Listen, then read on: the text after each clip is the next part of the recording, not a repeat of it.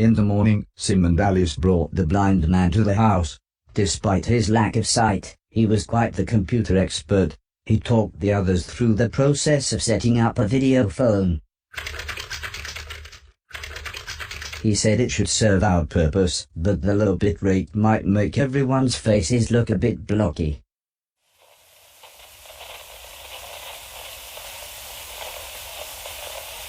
The device soon crackled into life. Hello Nighthawk. This is Dr. Hero of Japan. Are you receiving me? Over. Hello, said the old lady. This is Nighthawk. It's good to speak to you again. Dr. Hero explained that something had gone wrong and the enemy robots had nearly breached their defenses. We have everything we need to broadcast our nice virus and make the robots far more passive. It might take a few months. Can you hold out until then? Dr. Hero sighed. Well, we'll have to. I spent the rest of that day helping Sim and the blind man set up a computer with what they called the internet.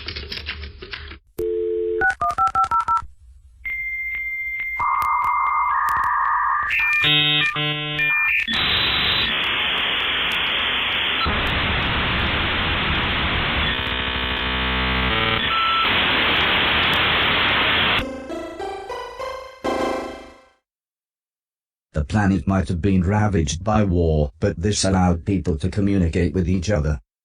The old lady was concerned about viruses and other technical-sounding things, explaining that they might infect me.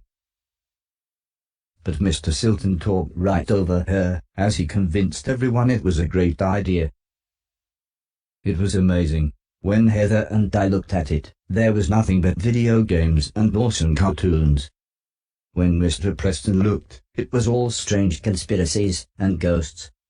Mr. Logan saw guns. Alice saw that her church was having a summer fete. For Mr. Deck it was operas and subtitled films. But when Mr. Silton looked at it, I was shocked to find the entire thing was full of naked ladies.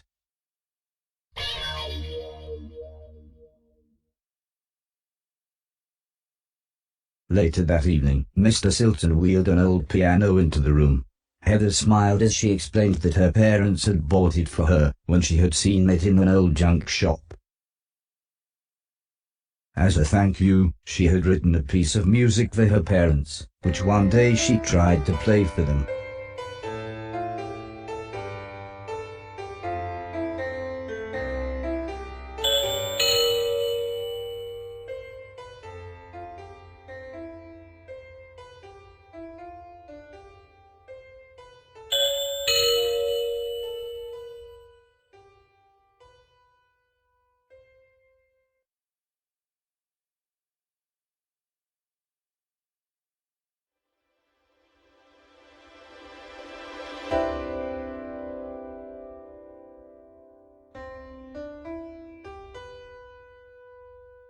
For some reason, she then gave me a huge hug and suggested I might like to play the piano with her.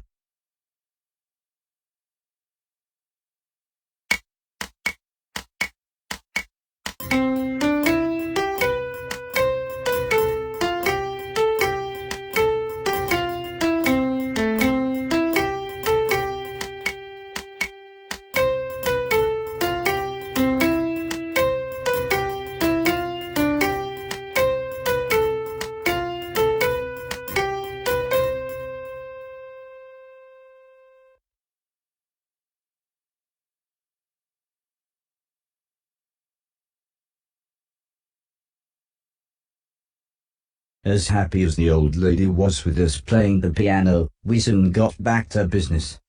After scanning the house, she explained that, other than the escaped nanobots, there were 4 test robots that I would have to track down. They had each taken important satellite parts that we would need to broadcast the nice virus, and we had to get these parts back to the hallway with the rest of our equipment. If you're going to explore the house, said Mr. Silton, you should know some of the doors have been boarded up. Here, take my crowbar. Oi, that's mine, laughed Mr. Preston. You said you didn't take it. You really are a proper c***. Mr. Preston explained that they had used it in what he called their old business.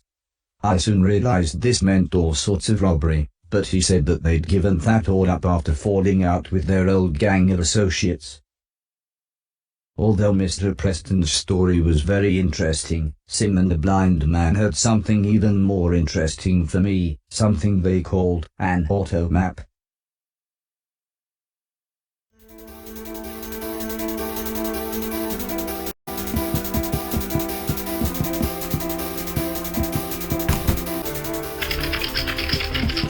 The block was very shiny. It looked like it might be able to reflect the laser beams.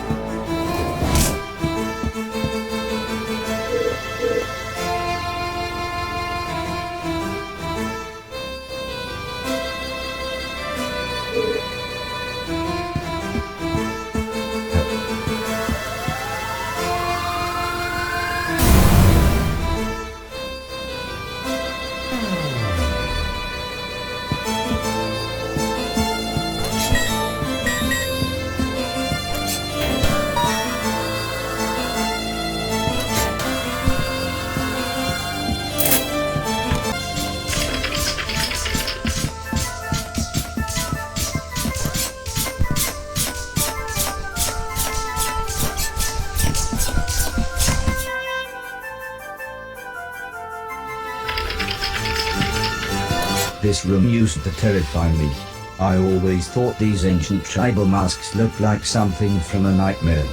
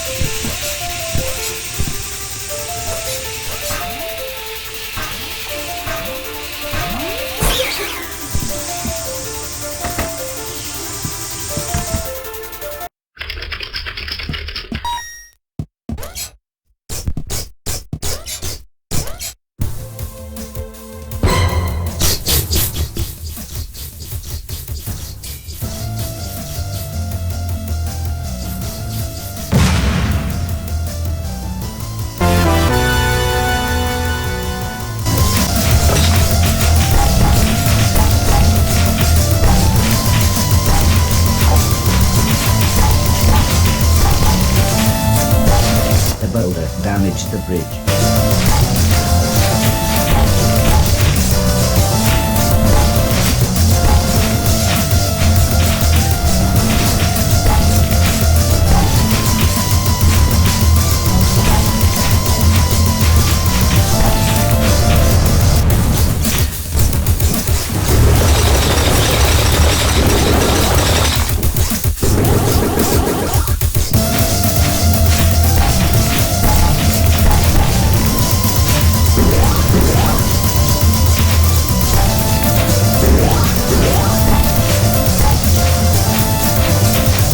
The bridge took another hit.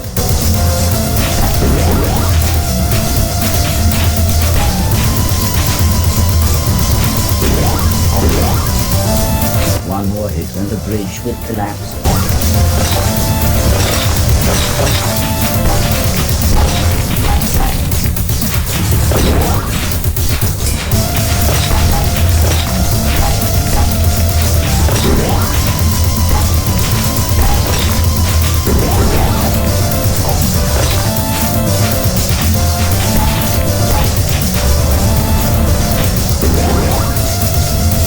As if from nowhere, Heather appeared. I was shocked. The house was a dangerous place for a well-trained robot, let alone a young lady. "Why are you so surprised?" she asked. "I know this place at least as well as you." I wasn't able to salvage much from this robot, just some containers full of a funny-colored liquid. However, Heather was far more excited. "Wow," she said, "Dad told me about this, but I never actually saw it." She explained that, with a liberal coating on my joints and exposed areas, I would be able to submerge myself in water. I could now spend limited amounts of time swimming, only 10 seconds or so, but it certainly sounded fun.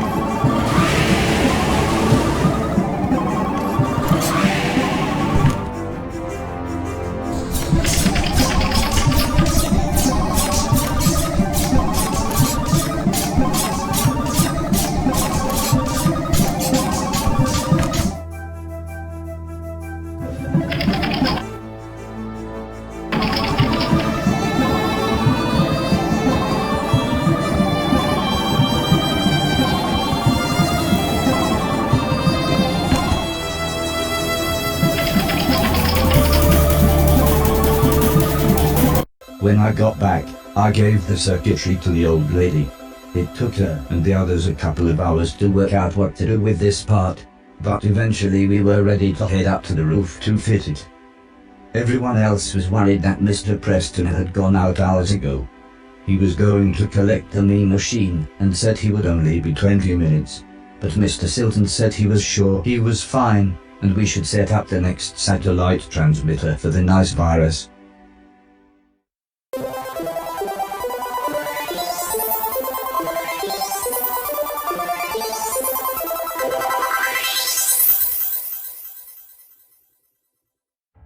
Mr. Silton and I were finishing up looking over the satellite dish.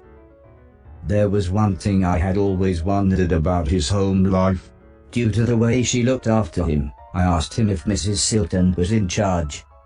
But for some reason he got really angry, saying of course she isn't. But then ironically, we heard Mrs. Silton calling. For once Mr. Silton ignored her. At least until she sounded really annoyed. Mr. Preston explained to Mr. Silton that he had been attacked by their old gang associates, but Mr. Silton just got angry and said, "What do they want?" I told them we don't have the money from the post office robbery. He seemed to think that if their old associates tracked them down, then he and Mr. Logan would be able to scare them off. But the old lady pointed out that they would probably be more scared by what she described as a dangerous rogue robot.